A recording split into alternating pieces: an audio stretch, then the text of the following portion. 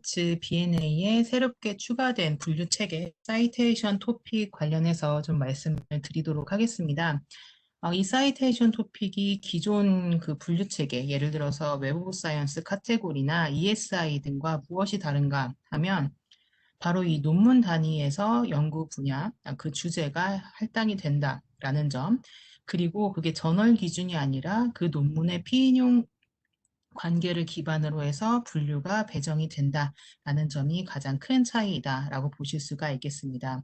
그 논문 단위에서 한 2,000여 개가 넘는 그 분야 주제를 저희가 할당을 하고 있기 때문에 이 인사이트에서 누가 무엇을 연구하고 있는가, 어떤 국가가 무엇을 하고 있는가 등등 이 무엇을 하고 있는 연구 주제에 대한 분석을 보다 심도 있게 도와줄 수 있는 분류 체계다라고 봐주시면 되겠습니다.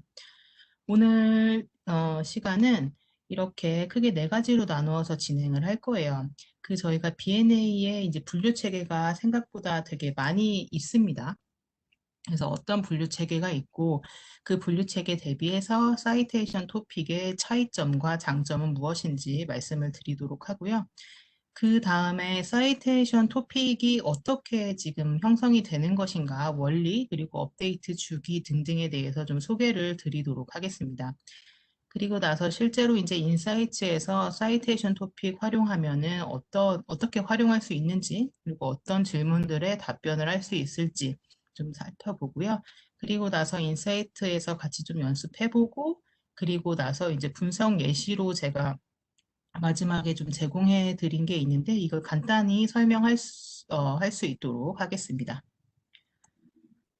지금 이제 인사이트로 이제 들어가서 보시게 되면 인사이트는 이 어널라이즈 페인을 통해서 엔터티, 분석 대상을 선정을 할 수가 있습니다. 그래서 저희 그 리서치 에어리아라는 그 엔터티 타입을 선택을 하게 되면은 스키마를 선택을 할 수가 있게 되고요. 이 중에 가장 잘 알려진 건 아무래도 웹 오브 사이언스일 텐데 이번에 이제 2020년 12월에 사이테이션 토픽이라는 게 추가가 됐다라는 뜻입니다. 이 사이테이션 토픽을 이렇게 선택을 하시게 되면은 여기 오른쪽에 레벨이라는 게 생겨요. 이 레벨이 생긴다는 거는 사이테이션 토픽은 상중하 이렇게 3단계로 이루어진 상하 관계를 갖고 있는 연구 분류 체계다라고 이렇게 이해를 해주시면 되겠습니다. 그렇다면 이 이제 수많은 연구 분야들이 있는데 이 중에서 인사이트에서만 활용할 수 있는 연구 분야는 무엇인가를 좀 말씀을 드리도록 할게요. 여기 이제 인사이트에서 제공하고 있는 스키마 중에 저희가 지정을 하고, 그러니까 클래리베이트가 지정을 하고 정의를 하고 또 인사이트에서 제공을 하는 건 이렇게 네 가지입니다. 저희가 정의하다 보니까 인사이트에서만 활용을 하실 수가 있는 거겠죠. 그래서 사이테이션 토픽을 포함해서 총 4개의 분류 체계가 인사이트에서만 이제 활용을 하실 수가 있는 거고요. 인사이트에서 활용이 되는 거기 때문에 결국에 데이터 범위는 그 웹 오브 사이언스의 컬렉션 전체 1980년도 이후 데이터부터라고 봐주시면 되겠고, 이 중에서 조금 차이가 나는 건 바로 요 ESI 카테고리예요. 여러분들이 아마 가장 잘 알고 계실 카테고리는 요 웹 오브 사이언스, 그 JCR 카테고리로도 많이 알고 계시는 저널 임팩트 팩터 부여되고 있는 그 연구 분야 카테고리를 가장 많이 알고 계실 거고, 그리고 최근에는 그 상위 1% 논문, 그리고 그 논문들이 너무 많아서 피인용 영향력이 전 세계의 뭐 0.1%에 해당하는 HCR 분들을 이제 선정하는 그 기준이 되는 ESI 카테고리에도 굉장히 관심이 많으시죠. 이 웹 오브 사이언스 ESI 카테고리 대비해서 보면은 데이터 범위는 웹 오브 사이언스랑 같습니다. 그런데 이 ESI는 SCIE, SSCI 등재지만 고려를 하고 있기 때문에 데이터 범위가 ESY와는 좀 다르다라고 봐주시면 되겠고, 이 분류 개수가 좀 다른 거랑 많이 차이가 나죠. 사이테이션 토픽은 이 논문 레벨에서 굉장히 상세한 주제로 분석을 할 수 있도록 제공을 해드리고 있습니다. 3단계, 마이크로, 메조, 매크로 이렇게 3단계로 구성이 되어 있고요. 가장 상세한 범위가 마이크로 레벨에서 2444개, 그리고 그 상단에 메조 레벨에서 326개, 그리고 매크로 레벨에서 10개, 이렇게 모두 다 연결이 매핑이 되어 있다라고 봐주시면 되겠습니다. 웹 오브 사이언스는 한 250여 개, 이센셜 사이언스 인디케이터는 22개로 이제 구성이 되어 있는 것에 반해서 굉장히 자세하게 논문 레벨에서 부여가 되어 있기 때문에 무엇을 하고 있는가에 대한 분석을 굉장히 요용하게 도와줄 수 있는 기능이 되겠습니다. 웹 오브 사이언스와 ESI는 기본적으로 저널 기준으로 해서 연구 분야가 정해지는 반에서 이 사이테이션 토픽은 논문의 피인용 관계를 기준으로 해서 논문 단위에서 배정이 되고요. 논문 하나에는 반드시 하나의 마이크로 토픽만 배정이 되게 되어 있습니다. 그래서 논문이 2개 이상의 마이크로 토픽을 갖는 경우는 없고요. 그래서 분야 간 중복이 없다라고 봐주시면 되겠고, 웹 오브 사이언스는 잘 아시다시피 한 개의 저널이 2개, 3개의 웹 오브 사이언스 카테고리를 받을 수 있기 때문에 분야 간 중복이 있다라고 표시를 해드렸고, 이 HCP, HCR의 근거가 되는 그 분야 기준이 되는 요 ESI 같은 경우는 중복이 없습니다. 그래서 사이테이션 토픽은 ESI와 마찬가지로 분야 간의 중복이 없다. 그리고 분류 단위는 논문 단위에서 지정이 된다. 이렇게 참고해 주시고요. 그리고 이제 BNA에서 이용을 하시는 거기 때문에 BNA 데이터는 매달 업데이트가 되죠. 그래서 매달 업데이트가 될 때마다 요 현재 체계 하에서 새로운 논문들이 추가가 될 겁니다. 그런데 요 사이테이션 토픽이 다른 분야랑 조금 다른 건 무엇이냐면 요 분야 구조 자체가 매년 업데이트가 될 거다라는 점이에요. 이 논문 레벨에서 굉장히 상세하게 제공을 하고 있는 거는 연구자들이 결국에는 이제 연구 분야를 지정할 수 있도록 하는 거를 목표로 하고 있습니다. 피인용을 하면서 연구 주제가 이미 인용을 관계를 통해서 연구 주제의 성격이 정해지게 되잖아요. 그래서 이 인용 관계를 통해서 새롭게 나타나는 연구 주제가 마이크로 레벨에서 매년 업데이트 때마다 추가가 될 수가 있다라는 점이 가장 큰 차이다라고 봐주시면 되겠습니다. 그래서 현재 지금 이용하시는 거는 2020년 12월에 발표된 사이테이션 토픽 구조를 활용을 하시는 거고, 올해 중으로 이제 2021년도 버전 사이테이션 토픽 구조가 업데이트가 될 건데, 메조 매크로는 그대로 남아 있을 거고요. 개수가 변하지 않을 거고요. 마이크로 레벨에서만 새롭게 부상하고 있는 연구 주제가 추가가 될 수가 있다라는 점 참고해 주시면 되겠습니다.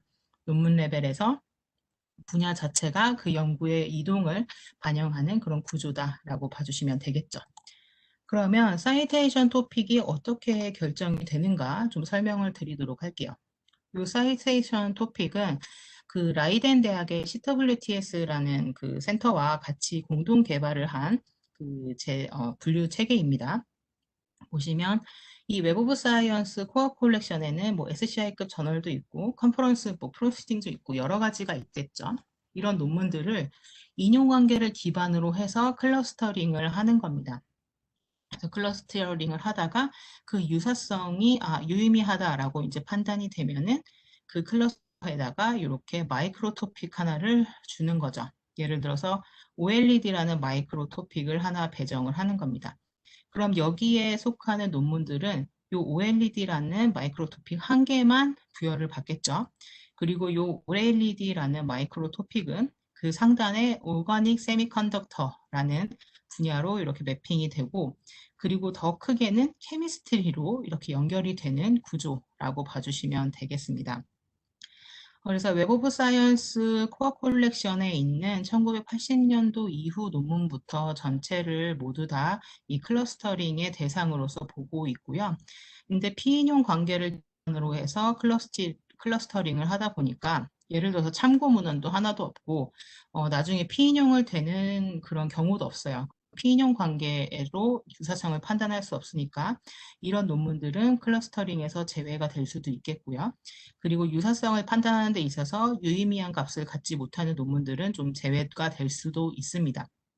그래도 전체 논문에서 논문과 리뷰를 기준으로 했을 때 전체 최대 5%를 넘지 않도록 그렇게 배정되지 않는 토픽이 없는 논문들이 최대 5%를 넘지 않도록 그렇게 설계가 되어 있고요.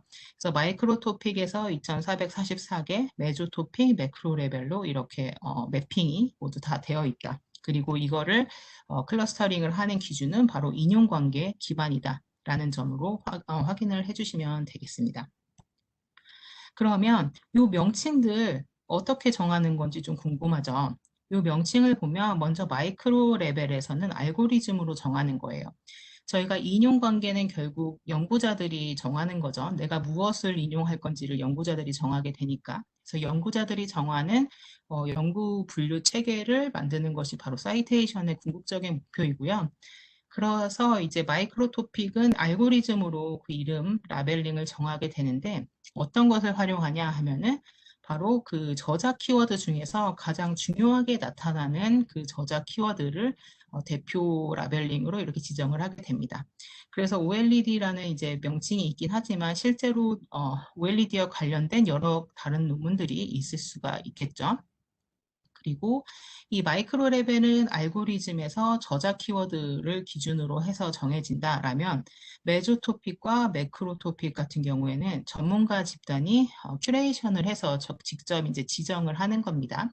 그래서 마이크로 레벨은 알고리즘으로 정해지고 그 상단의 메조 토픽과 매크로 토픽으로의 연결과 그 명칭은 전문가 집단이 지정을 하게 된다. 이렇게 그 전문 연구가 분들이 지정을 하게 된다. 이렇게 봐주시면 되겠고, 이 각 토픽에 해당하는 논문 수는 좀 전에 전 슬라이드에서 말씀드렸다시피 매월 업데이트가 되죠. B&A 업데이트 때마다. 하지만 구조 업데이트가 또 매년 있어서 새롭게 나타나는 연구 클러스터들을 반영할 수 있도록 될 텐데 이 구조 업데이트는 마이크로 토픽의 숫자를 증가시킬 수 있고 이건 매년 진행이 될 예정이다. 이렇게 봐주시면 되겠습니다. 그러면 이 사이테이션 토픽이 매핑이 이제 어떻게 돼 있는가를 텍스트로도 좀 볼 수가 있어요. 그래서 이거는 뭐 좀 다른 얼사이언스 분야에서 뭐 센서 토모그래피 그리고 GPR이 어떻게 이제 매핑이 되어 있는가를 보여주는 그런 그림이라고 보시면 되는데 이 전체 스키마를 우리가 매주 토픽에 뭐가 있는지 처음부터 알 수는 없잖아요. 그래서 여기 헬프 페이지, 인사이트 헬프 페이지로 가서 풀 스키마를 다운로드 받게 되면은 이 아래에 엑셀 파일 같은 형식을 받으실 수가 있습니다. 그래서 나는 이 센서 토모그래피라는 메조 레벨의 그 연구 주제에 관심이 있다. 그러면 메조 레벨에서의 저는 그 아이디, 이 각 주제별로 여기 앞에 이제 코드 넘버가 있게 되는데 저 아이디를 선택을 한 거죠. 그래서 이거는 메조 레벨에서 212라는 번호를 갖고 있는 겁니다. 그래서 메조 레벨의 아이디를 212로 이제 한정을 지었을 때 센서 토모그래피 같은 경우에는 마이크로 레벨에서 그리고 매크로 레벨에서 무엇과 연결이 되어 있다를 바로 확인하실 수 있도록 엑셀 파일도 제공을 하고 있습니다. 그래서 전체 리스트 보시고 내가 관심 있는 분야는 어떻게 매핑이 되어 있구나 확인하시고 인사이트에서 직접 활용도 하실 수가 있겠어요. 그리고 다음으로 저희 그 ISI가 뭐 거의 격월 단위로 이제 리포트를 발간을 하는데 물론 영문으로 되어 있긴 합니다만 여기 하단 링크 가서 보시면은 이 사이테이션 토픽에 관한 보고서를 또 확인하실 수가 있으세요. 그 중에서 하나 좀 말씀을 드릴 것이 이 그래프인데 이 그래프는 ESI에서 지오사이언스라는 연구 분야를 할당받은 것들을 사이테이션 토픽으로 매크로 레벨과 메조 토픽으로 한번 나타내 본 겁니다. 그래서 여기 전체 점이 ESI의 지오사이언스라는 연구 분야를 할당받은 논문들이 되겠고 이걸 사이테이션 토픽으로 한번 살펴본 거예요. ESI는 저널을 기준으로 되고 있는 연구 분야고 사이테이션 토픽은 논문 기준으로 되고 있는 거잖아요. 그래서 이렇게 살펴보면 절대적으로 이 초록색 점이 굉장히 많은 거를 보실 수가 있죠. 절대 다수가.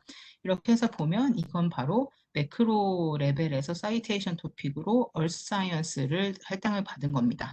그리고 그 다음에 많은 것들이 이 주황색인데 그렇게 보면 엔지니어링 앤 매트리얼 사이언스 그리고 이 보라색 피직스 부분도 꽤 많이 나타나고 있죠. 이렇게 보시면 그 저널을 기준으로 한 ESI의 지오사이언스와 이 사이테이션 토픽이 결국에는 그 중심을 관통하는 연구 성격은 크게 다르지 않다. 그 두 가지를 병행해서 활용하실 수가 있겠다라는 걸 보여주는 거고, 이걸 한번 더 한 단계 내려서 메조 레벨로 한번 또 봤어요.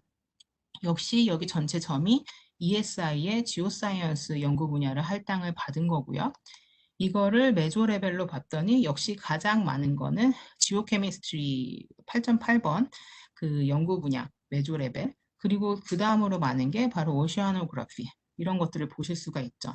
그래서 저널을 기준으로 했던 논문 단위의 피인용 관계를 기준으로 했던 그 각 연구의 성격을 관통하는 그 기저에 있는 성격은 굉장히 잘 반영이 되어 있다. 병행할 수 있게끔 반영이 되어 있다라는 걸 확인하실 수 있고, 여기 레벨을 점점 더 낮춰서 봤을 때 지오사이언스에서 이런 연구 주제가 있다고 라고 이제 의문이 드는 분야들이 생길 수가 있어요. 이제 이런 것들은 바로 사이테이션 토픽 같이 논문 레벨에서 자세한 연구 분야를 선택했을 때 얻을 수 있는 장점이겠죠.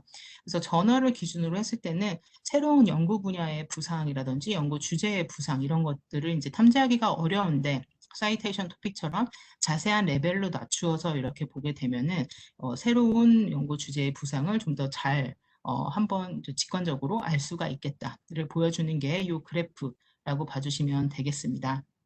사이테이션 토픽과 저널 단위의 스키마가 병행할 수 있게끔 그 관통하는 성격을 잘 반영하고 있고, 사이테이션 토픽을 통해서는 새로 부상하는 그 연구 주제를 굉장히 세밀한 단계에서도 확인할 수 있도록 도와준다라는 점이 이 그래프의 시사점이라고 보시면 되겠고요. 그러면 저희 이제 사이테이션 토픽을 어떻게 이용할지를 좀 보도록 할게요. 그 사이테이션 토픽은 먼저 가장 쉽게 이용할 수 있는 방법은 인사이트로 이렇게 들어가면 세 가지 패널 있죠. 그 중에서 어널라이즈에서 스타트 앤 애널리시스, 이거 클릭하게 됩니다. 클릭하면 여기에 이렇게 타일이 나타나요. 그래서 사이테이션 토픽스를 이용해서 이용할 수 있는 분석의 질문을 예시로 주는 겁니다. 그리고 이거 클릭하게 되면은 다 따라서 할 수 있도록 제공해 드리고 있어요. 예를 들어 질문 같은 경우에는 어떤 기관이 사이테이션 토픽 기준으로 해서 어디에서 경쟁력을 갖고 있는가를 보여주는 그 분석이라고 보시면 되겠고, 여기 오른쪽은 저널, 예를 들어서 네이처 같은데 굉장히 다양한 주제의 논문이 실리게 되잖아요. 그 저널 안에 어떤 사이테이션 토픽 기준으로 했을 때 어떤 주제들이 많이 실리고 있는가, 그 분포도를 보여주는 그 분석이 이 두 번째 분석이라고 보시면 되겠어요. 그래서 예를 들어 나는 이 첫 번째 분야에 관심이 있다라고 하시면 이렇게 무엇을 선택해야 여기에서는 이 단계를 거쳐야 된다 등등 안내가 나타나게 됩니다. 그리고 나서 이 사이테이션 토픽을 선택했을 때 활용할 수 있는 히트맵까지 이용할 수 있도록 같이 안내를 해드려요. 이따가 같이 좀 따라 해보도록 할 거고요. 그 다음에 이제 여기 좀 전에 펜도 그 가이드를 통해서는 질문이 이제 주어졌고 그걸 따라하는 거였다면은 이제는 스스로 내가 갖고 있는 질문을 스스로 해결할 수도 있겠죠. 저희가 먼저 질문 예시로 AI랑 머신러닝이 너무 중요하다고 하는데 그 안에는 너무 많은 연구 주제들이 있고 그 중에서도 피인용 영향력이 굉장히 큰 주제는 무엇인가? 연구가 활발하게 이루어지는 분야라고도 볼 수 있겠죠. 피인용이 많다는 거는. 그럴 때 어널라이즈에서 리서치 에어리아로 들어가고 사이테이션 토픽 선택해주고 스키마로, 그다음에 메조 레벨 선택하고 여기에서 저희가 아까 그 아티피셜 인텔리전스, 머신러닝 이렇게 선택을 해주게 되면은 비주얼 탭에서 뭐 트리맵 그 그래프를 선택을 하게 되면 피인용 기준으로 했을 때 AI와 머신러닝에서는 퍼지 셋, 피처 셀렉션, 그 다음에 로드 포캐스팅 이런 것들이 상위 피인용 영향력을 가진 것으로 나타난다라는 걸 보실 수가 있겠습니다. 그래서 AI에서 끝나는 게 아니라 분석이 AI 하단에 무엇이 있지? 어떤 걸 연구하고 있지를 추가 분석할 수 있게끔 도와주는 게 사이테이션 토픽이라고 보실 수가 있겠고요. 여기에서 한 번 더 나아가서 리서치 에어리아에서 사이테이션 토픽 선택하고 메조 레벨 선택하고 다 똑같아요. AI 머신러닝 선택했어요. 근데 이 중에서 국가별로 경쟁력이 어디에서 다른지가 좀 궁금한 거예요. 그래서 국가별 경쟁력을 보유하고 있는 주제가 무엇인지가 궁금하다. 라고 하면 이 리서치 에어리아 설정은 그대로 두고 왼쪽에 필터에서 국가를 추가하는 거죠. 논문을 출판한 국가. 그러니까 논문을 출판한 기관이 소재한 국가. 그래서 이걸 만약에 미국으로 하고 한 번은 또 한국으로 해서 보는 거예요. 그러면 이렇게 분포도가 나타나게 되겠죠. 그래서 그 결과를 봤더니 미국은 피처 셀렉션, 로드 포캐스팅에서 CNCI 기준으로 했을 때 연구 경쟁력이 굉장히 가장 뛰어난 것으로 나타나요. 근데 한국은 Association Rules, Intrusion Detection 이런 데에서 연구 경쟁력이 굉장히 뛰어나게 나타난다라는 거죠. 그래서 이 그래프 하나만으로도 예를 들어서 이게 뭐 누구 어떤 기관이다 아니면 연구자다라고 했을 때 어떤 주제에서 강점을 나타내는지 바로 포트폴리오 뭐 분포도를 확인할 수 있도록 제공하는 것이 바로 사이테이션 토픽을 이용해서 할 수 있는 분석이겠습니다. 그리고 나서 한번 조금 바꿔볼게요. 저희 계속 리서치 에어리아에서 시작하는 분석을 이제 예시로 보여드렸었죠. 그런데 이제 한번 그 분석 단위를 로케이션이나 뭐 다른 걸로 뭐 기관이 될 수도 있고 연구자가 될 수도 있겠어요. 근데 AI 머신러닝 분야에서 각 국가의 연구 경쟁력이 궁금한 거예요.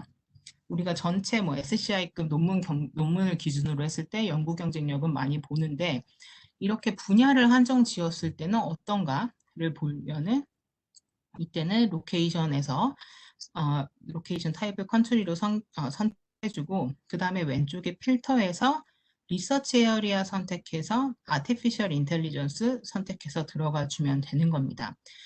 그렇게 하게 되면은 여기 오른쪽 그림 같은 것을 이제 그릴 수가 있어요. 보시면 이게 문서수 기준으로 한 건데 지금 AI 앤 머신러닝을 할당받은 그 사이테이션 토픽 기준으로 했을 때 문서 연구량이 가장 많은 국가는 한국, 아니 죄송해요. 중국, 그다음에 미국, 인도, 이란, 스페인입니다. 그래서 전체 SCI급 논문을 기준으로 했을 때 나타나는 연구 경쟁력하고 이렇게 분야를 사이테이션 토픽 기준으로 했을 때 나타나는 경쟁력, 국가 경쟁력하고 좀 다르게 나타나죠. 특히나 인도와 이란이 연구량에서 이렇게 상위에 올라가는 것은 사실 전체 평균으로 봤을 때는 그렇게 흔하지 않은 일이에요. 그래서 보시면 한국은 그럼 어디에 위치해 있나를 보면은 한국을 제가 가장 상단에 이렇게 고정을 해놓고 그래프를 보는 겁니다. 그러면 한국의 연구 경쟁력 측면에서 그 연구량 측면에서도 굉장히 적은데 여기 가로축이 또 highly cited paper예요. 상위 1% 페이퍼인데 중국이 지금 미국보다도 압도적으로 많은 highly cited paper를 나타내고 있고 한국은 HCP가 거의 없다시피 하는 것을 보실 수가 있죠. CNCI 기준으로도 세계 평균에 못 미치고 있고 그래서 지금 사이테이션 토픽 기준으로 AI와 머신러닝 분야에서 한국의 국가 경쟁력, 피인용을 기준으로 했을 때는 좀 전체 평균보다 많이 떨어진다라는 걸 볼 수가 있겠습니다. 테이블로 들어가서 실제로 더 자세한 내용을 확인을 해보면 AI랑 머신러닝 관련해서 한국의 연구량은 13위예요. 그런데 피인용 수 기준으로 보면 19위로 떨어지고 HCP 기준으로 하면 29위로 떨어집니다. 그래서 이 분야에서 영향력 있는 연구를 할 연구 경쟁력이 상당히 좀 상대적으로 많이 떨어지고 있다라는 것을 바로 확인을 하실 수가 있겠습니다. 그리고 나서 저희가 이제 웹 오브 사이언스랑 같이 인사이트를 연계해서 활용을 하실 수가 있잖아요. 그래서 웹 오브 사이언스에서 데이터를 가져와서 이 사이테이션 토픽을 이용해서 또 추가 분석을 하는 것도 활용을 해보실 수가 있겠어요. 한국에도 이제 AI 대학원도 생기고 AI 관련된 학과들도 많이 생기고 있는데 전 세계적으로 이미 굉장히 많은 기관들이 이런 기관명에 AI를 넣고 그 성격을 규정을 하고 있습니다. 그래서 웹 오브 사이언스에 실린 논문들 중에서 AI 관련된 기관이나 AI 관련된 학과들이 어떤 연구를 하고 있는지 동향이 궁금한 거예요. 이렇게 해서 보면은 먼저 웹 오브 사이언스로 들어가서 주소에 아티피셜 인텔리전스가 있는 걸 검색해서 AI 관련된 기관을 데이터셋으로 만들어 주는 거고요. 첫 번째는. 그렇게 하고 나서 그 두 번째로 이 데이터셋을 인사이트로 이제 불러 들어오는 겁니다. 제가 이거를 오늘 들어오시는 분들은 인사이트를 굉장히 잘 활용하신다고 생각하고 기초적인 설명은 제외하고 하겠습니다. 그래서 이 데이터셋을 아티피셜 인텔리전스라는 뭐 학과나 기관명이 있는 논문 데이터로만 한정을 짓는 거예요. 그렇게 하고 나서 리서치 에어리아를 사이테이션 토픽 기준으로 봤다. 그렇게 하고 보시면 지금 AI 관련된 기관들의 연구량이 많은 건 아티피셜 인텔리전스 앤 머신러닝, 그 다음에 컴퓨터 비전 앤 그래픽, 그 다음에 로보틱스 이런 순서예요. 근데 연구 동향을 봤어요. 연구량 기준으로 10개년도 추이를 봤더니 지금 2015년 이후로는 컴퓨터 비전 앤 그래픽이 압도적으로 연구량이 많은 것을 보실 수가 있죠. 그래서 AI 관련된 기관은 지금 AI 사이테이션 토픽에서 AI 머신러닝 관련된 주제로 이제 규정되는 논문보다는 그 컴퓨터 비전 앤 그래픽에 관한 논문들을 더 많이 쓰고 최근에 집중하고 있다. 그다음에 Knowledge Engineering and Representation이라는 카테고리를 받은 이 주황색도 최근에 같이 증가를 하고 있다라는 걸 보실 수가 있겠습니다. 그래서 분포도를 보는 것과 함께 이렇게 추세를 보면서 실제로 최근에 어떤 특정 기관들이 많이 하고 있는 연구 주제가 무엇인지를 굉장히 자세한 레벨에서 확인하실 수가 있겠죠. 여기에서 컴퓨터 비전의 사이언스, 비전 앤 그래픽은 메조 레벨이기 때문에 여기에서 한 단계 더 내려가서 그럼 컴퓨터 비전 앤 그래픽에서 뭘 하고 있는데? 라고 해서 이거를 마이크로 레벨로까지 내려서 또 추가 분석도 하실 수가 있겠죠. 아무래도 연구량이 보통은 그 자연과학 공학 분야에서 많이 나와서 제가 계속 AI 관련된 말씀을 드렸는데, 뭐 사회과학이나 인문학도 같이 이런 거를 확인을 하실 수가 있겠습니다. 예를 들어서 웹 오브 사이언스에서 그 전 세계 경제학과 데이터만 또 따로 출출할 수가 있죠. 데이터셋을 생성하면 되니까 주소에서 디파트먼트 이코노미가 들어가 있는 그 데이터셋을 만들면 되는 거예요. 전 세계 경제학과가 지난 3년 동안에 했던 그 논문을 한번 인사이트로 끌고 들어왔고요. 그 다음에 가장 자세한 레벨의 마이크로 레벨에서 연구 분야를 한번 분석해 봤어요. 그래서 연구량 기준으로 봤더니 지난 3년 동안 연구량이 가장 많은 건 Monetary Policy였습니다. 통화정책. 그래서 여기에서 가장 큰 점을 찍고 있는 걸 보이시죠? 초록색이. 그런 다음에 뭐 Economic Growth, Stock Returns and Environmental Kuznets Curve라는 게 이렇게 연구량 순으로 4위까지 이렇게 나타났어요. 그런데 정말 재밌게도 요 네 번째 Environmental Kuznets Curve가 지난 3년 동안 논문 수는 4개 중에 가장 적은데 Highly Cited Paper도 가장 많고 논문당 피인용 수를 나타내는 Citation Impact도 가장 크고 그 다음에 전체 피인용 수의 합계도 가장 큽니다. 그리고 재밌게도 임팩트 팩터 상위 25%에 실려 있는 저널에 실리는 논문의 비중도 요 쿠즈네츠 커브에 관한 논문이 가장 많아요. 그래서 여기에는 지금 영향력 있는 논문들이 굉장히 많은 거고 지금 최근에 굉장히 활발히 이루어지고 있는 연구가 있구나. 걸 확인하실 수가 있고 여기에 어떤 연구자들이 있는 건지 어떤 기관들이 있는 건지 등등 추가 분석을 또 확인을 하실 수가 있겠죠. 그래서 경제학과, 어떤 학과의 연구가 사이테이션 토픽으로 어떻게 매핑이 되는가부터 시작해서 각 주제별로 피인용 특성은 어떻게 달라지는가, 특히 피인용이 뛰어난 곳들이 있는가, 이런 것들을 살펴보실 때도 사이테이션 토픽을 이용을 하실 수가 있겠습니다. 제가 이걸 하고 인사이트를 같이 한번 해봐야 되는데 이렇게 한번 좀 간단하게라도 한번 같이 해보도록 할게요. 그 인사이트는 모두 다 insights.clarivate.com으로 이렇게 접속을 해 주시면 되는 거고 그 뭐 웹 오브 사이언스에서 들어가시는 분들은 웹 오브 사이언스에서 바로 오른쪽 탭에서 들어가 주시면 되겠습니다. 로그인 해야만 이용이 가능하고요. 먼저 가장 쉽게 이용하실 수 있는 방법은 바로 Analyze 겠습니다. Analyze에서 Start and Analysis 클릭해 주시고요. 이렇게 되면은 아까 말씀드렸다시피 저희가 가이드를 제공하고 있는 것 중에 사이테이션 토픽 관련된 건 이렇게 2가지 주제가 있어요. 근데 저는 한번 이 첫 번째 그림 분석을 한번 해보도록 할게요. 그래서 여기서 이렇게 클릭해 주시고요. 그러면은 이게 어떤 분석을 할 건지를 알려주는 겁니다. 그래서 Next 눌러주시고요. 그런 다음에 엔터티를 드롭다운을 해서 여기에서 리서치 에어리아를 선택해 줘야 된다라는 말이에요. 그래서 리서치 에어리아 선택해서 스타트 부터 누르도록 하겠습니다.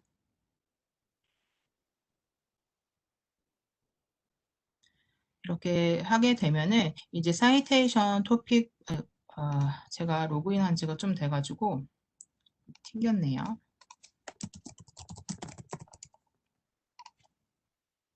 사이테이션 토픽을 어떻게 이용할 수 있는지를 알려주는 거예요.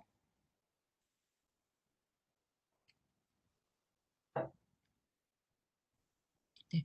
어널라이즈에서 스태틱 앤 어널리시스 클릭하고 그 다음에 사이테이션 토픽 오거니제이션 분석을 하도록 하고요. 그 다음에 엔터티 타입을 리서치 에어리아로 선택하고 스타트 누르게 되면은 저희가 좀 전에 그 화면 끝났던 데에서 다시 시작을 할 수가 있습니다.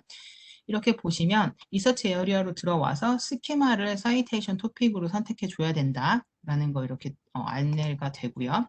그 다음에 궁금한 기관을 여기에서 선택하면 된다라고 안내해 주는 거고, 그 다음에 데이터는 테이블에서 보이고, 뭐 그리고 나서 이제 비주얼로 들어가게 되면은 다른 것들을 이제 볼 수가 있다라는 거를 이렇게 안내를 해 주는 거예요.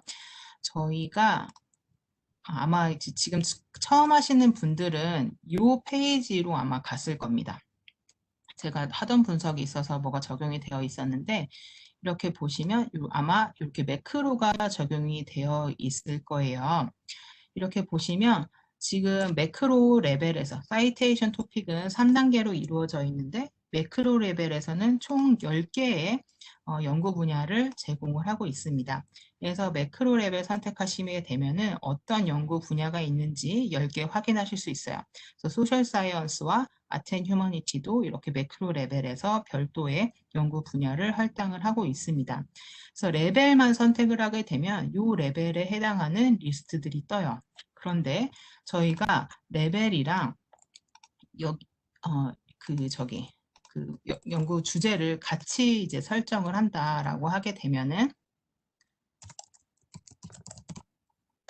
네, 연구 주제를 같이 설정을 한다라고 하면은 이렇게 한번 해볼게요. 아티피셜 인텔리전스 검색하셔서 드롭다운해서 선택해 주시면 돼요. 네, 이렇게 클릭을 해 주시게 되면은 이 선택한 메조 레벨의 하위에 있는 마이크로 레벨의 분류와 문서들이 뜨게 됩니다. 그래서 레벨만 선택하면 이 레벨에 해당하는 분야가 뜨게 되고 레벨과 함께 특정 연구 분야를 같이 선택을 하게 되면 그 하위에 있는 연구 분야들이 뜨게 된다라는 걸 확인하실 수가 있겠습니다.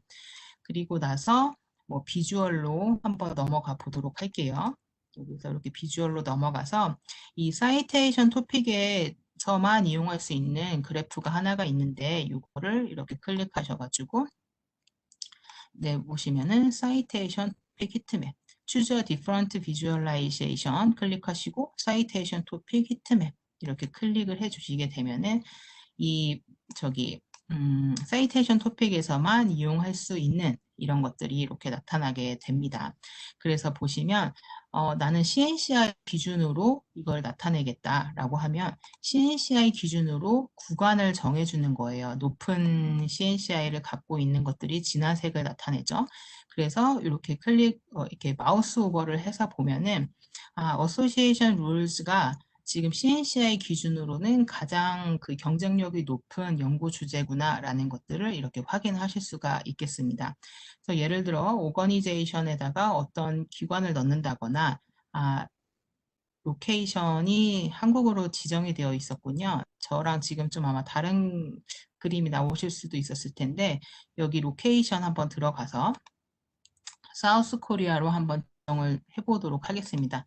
이렇게 사우스 코리아 검색하셔가지고 이렇게 지정을 해주시면은 여기에 사우스 코리아 이렇게 뜨게 되고 그 다음에 업데이트 리절트 눌러주시면 돼요.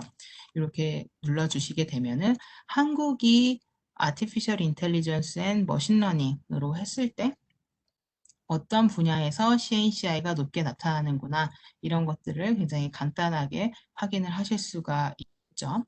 이렇게 하고 실제로 이제 이거를 활용하시는 방법은 간단해요. 사이테이션 토픽으로 들어가서 레벨을 선택하고 그 특정 분야를 선택해주면 되는 거고요. 제가 예시로 보여드렸던 것 중에 로케이션으로 한번 들어가서 필터에서 사이테이션 토픽을 선택하는 방법도 있습니다. 그래서 그것도 같이 말씀을 드리도록 할게요. 이 로케이션으로 들어가서요. 지금 저는 이미 그 선택이 다 돼 있는 상황이에요. 그래서 어떻게 선택을 하시면 되냐면 로케이션으로 들어가서 그다음에 리서치 에어리아를 사이테이션 토픽스 기준으로 바꿔주면 되는 겁니다. 리서치 에어리아로 들어가서 스키마를 사이테이션 토픽스로 바꿔주고 그 다음에 저희는 AI 앤 머신러닝 할 거니까 그게 있는 메조 레벨 선택해주고 그렇게 하고 여기서 검색하셔서 Artificial Intelligence 머신러닝 추가한 다음에 업데이트 리절트 눌러주면 됩니다. 그렇게 되면은 기본적으로는 이렇게 테이블이 나타나게 돼요. 테이블이 나타나게 되고 저는 이걸 사우스 코리아를 상단에 지금 고정을 해놓긴 했는데 보시면 지금 논문 수 기준으로 정렬을 해놓은 거고 그래서 1, 2, 3위가 중국, 미국, 인도, 이란, 스페인이고 한국은 논문 수 기준으로 했을 때는 13위예요.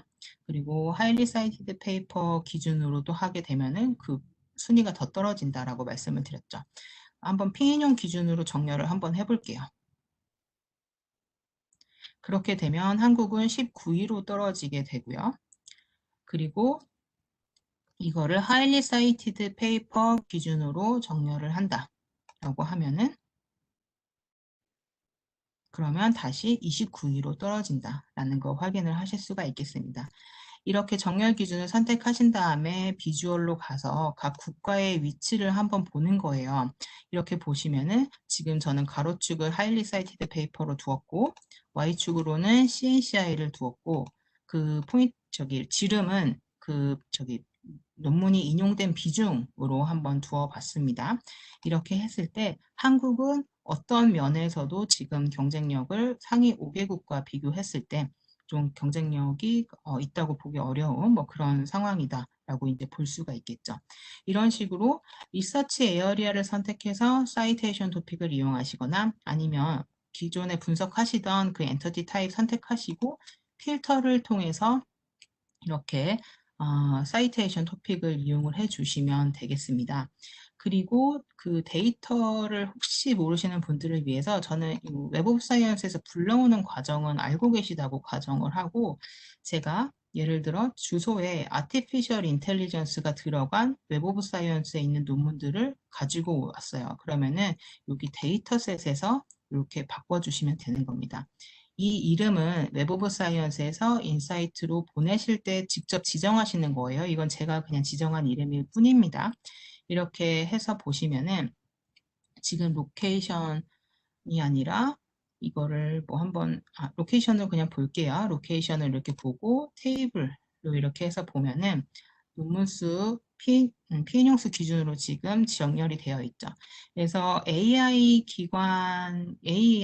기관명이나 학과명에 들어간 논문 중에서 피인용이 가장 많은 거는 미국, 그 다음에 중국은 논문 수가 가장 많은 기관 이런 식으로 볼 수가 있겠죠. 그래서 사이테이션 토픽을 그냥 육안으로 봤을 때 AI 관련된 거는 AI의 머신러닝이겠구나 하고 거기서 분석을 하는 게 한 가지 방법이고 아니면 이렇게 기관 성격을 통해서 AI 관련된 기관들이 하고 있는 토픽을 또 보실 수가 있겠죠. 예를 들어서 리서치 에어리아로 들어가서 리서치 에어리아로 엔터티 타입을 바꾸고 데이터셋은 그대로 아티피셜 인텔리전스가 기관명이나 학과명에 들어간 거 데이터셋으로 이렇게 나누게 되고 그다음에 테이블을 한번 보도록 할게요. 그러면 이게 지금 매크로 레벨에서는 엘렉트로닉 엔지니어링 처음부터 좀 할게요.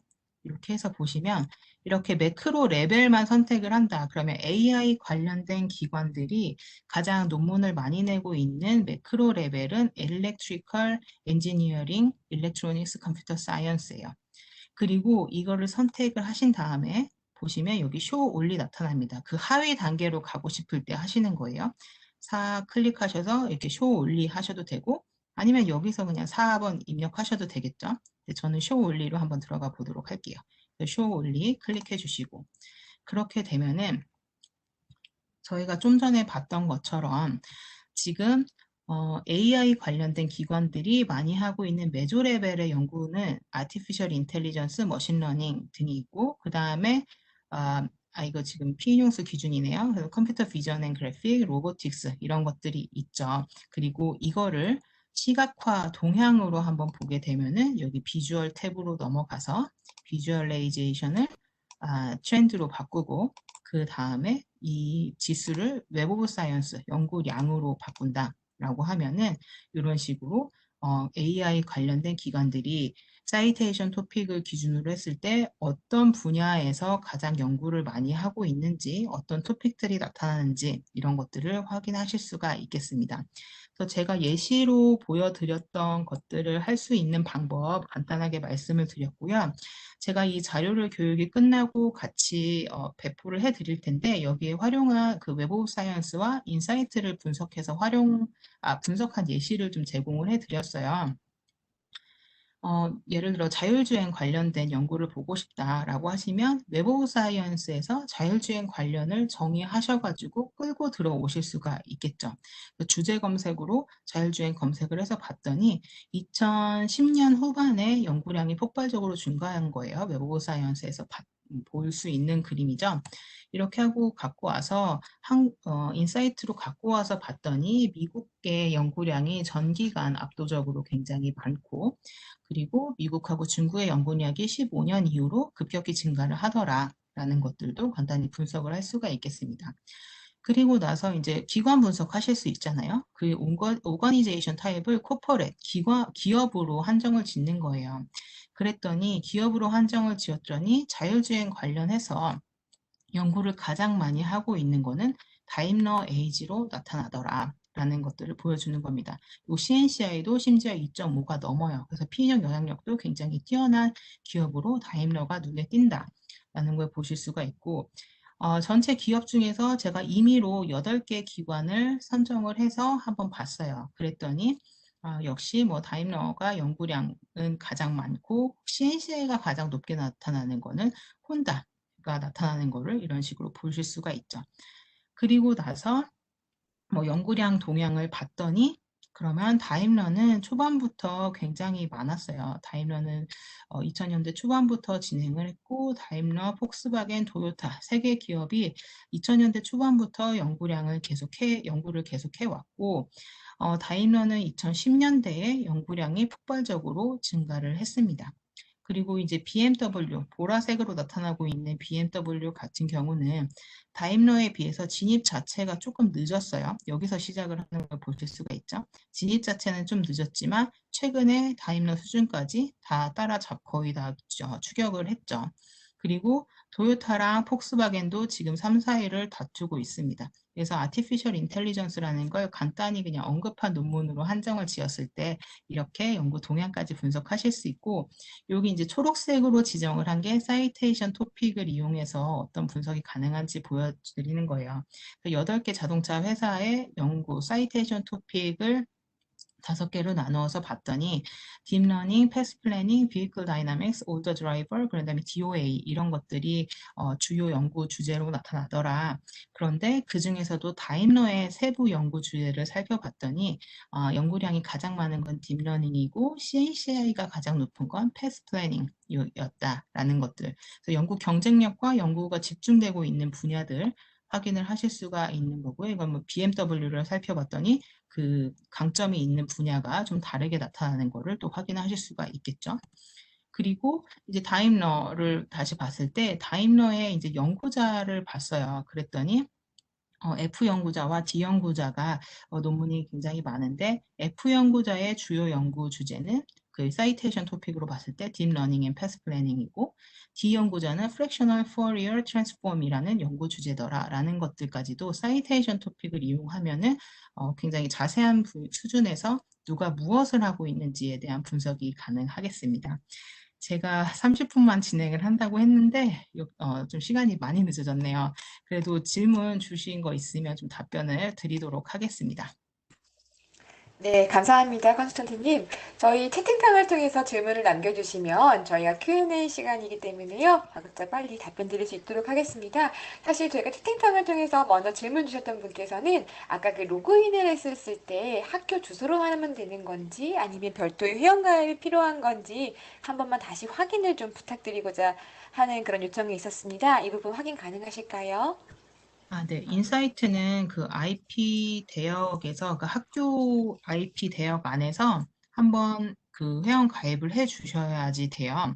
그래서 학교에 이제 있거나 학교 뭐 학예 접속을 통해서 학교 IP를 타고 들어가서 회원 가입을 해 주시면은 그 이후에는 그냥 아이디만 갖고도 그러니까, 어디서나 활용을 하실 수가 있겠습니다. 처음에는 학교 IP 안에서 회원 가입을 해 주셔야 된다. 라는 점 참고해 주시면 되겠습니다. 네, 감사합니다. 어, 관련해서 조금 유사한 질문인데요. 혹시 노트북을 가지고 있는데 그 노트북을 그러면 학교에 가져가서 IP 상태에서 연결이 된 후 회원가입을 해도 조인이 가능한가요? 라고 하는 질문이 있었습니다. 네네, 노트북 사용하셔도 IP 대역으로만 되어 있어요. 학교 IP면은 상관없습니다. 네, 감사합니다. 지금 현재 저희 채팅창을 통해서 남겨주시는 질문들은 더 없는 것 같습니다. 오늘 굉장히 명확하게 저희 선생님께서 진행을 해주셔서 많이 질문이 없으신 것 같아요. 저희 오늘 강의 내용은 그럼 녹화된 버전과 강의 발표 자료에 대한 PDF 버전을 저희가 교육 종료 후 등록하신 이메일로 보내드릴 수 있도록 하겠습니다. 오늘 고생해주신 한민정 강사님 감사드립니다. 오늘 네, 참석해주신 여러분들께도 다시 한번 감사드립니다. 네, 감사합니다. 감사합니다.